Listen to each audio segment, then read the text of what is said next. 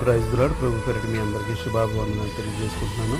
ఈ దినము దేవునికి వాగ్దానం చూసుకున్నట్లయితే కీర్తన గ్రంథము 89వ అధ్యాయం 4వ వచనంలో చూసుకుంటే, తరతరములకు నీ సింహాసనము స్థాపించదనని చెప్పి నా సేవకుడైన దావీదుతో ప్రమాణం చేసి ఉన్నాను అని దేవుని లేఖనం సెలవిస్తుంది.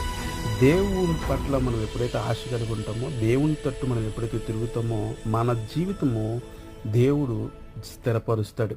దావీదు జీవితంలో ఆయన సింహాసనాన్ని స్థిరపరిచే విధంగా మన జీవితాల్లో చేయాలనుకుంటున్న ప్రతి ఒక్క పనిని దేవుడు స్థిరపరిచి మనల్ని ఉన్నతమైన స్థితిలో ఉంచడానికి ఇష్టపడుతూ ఉంటాడు.